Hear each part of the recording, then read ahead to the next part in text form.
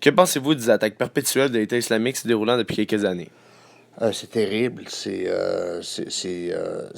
Tout ça, c'est à base religieuse et selon moi, c'est plate à dire, mais la religion devrait être quelque chose d'extrêmement privé et pas du tout public et qui s'impose pas à personne.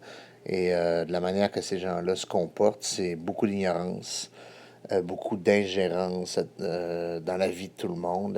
Les gens sacrifient leur vie parce que la leur n'a plus aucune valeur. Donc, c'est aussi beaucoup de désespoir. C'est triste. Ouais, je suis entièrement d'accord avec vous. Que pensez-vous que ces attaques cesseront un jour? Malheureusement, non, parce que, écoutez, avec les médias maintenant qui relaient beaucoup les images, que ce soit les décapitations, il y a tellement maintenant de niveaux d'information en continu qui relaient toutes ces choses-là qui se passaient peut-être auparavant, mais qu'on n'entendait peut-être même pas parler.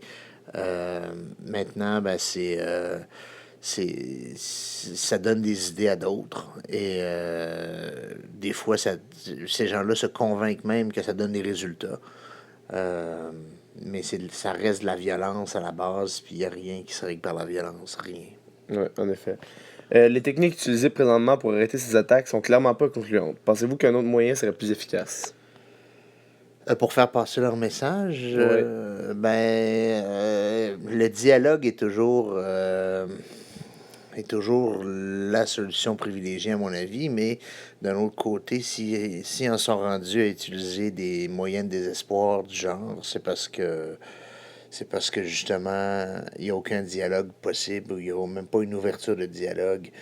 Ces gens-là se sentent tellement pas écoutés et sont tellement démunis et pauvres d'esprit et de moyens que le seul moyen de se faire écouter, c'est de rentrer dans une salle en faisant bang, en se faisant sauter. Ouais.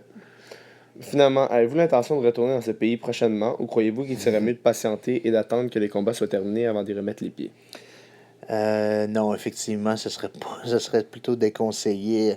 Moi, quand j'y étais, c'était dans un cadre de coopération internationale.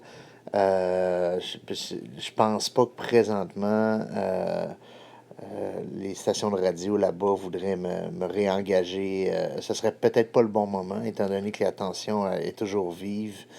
Puis, je sais pas, peut-être que de l'autre côté, il y aurait besoin justement du point de vue d'Amérique sur des sujets du genre, mais en général, je pense que ce serait plus prudent de ne pas s'aventurer dans des terrains minés comme le Mali en ce moment. Ok. Merci beaucoup, David. De rien.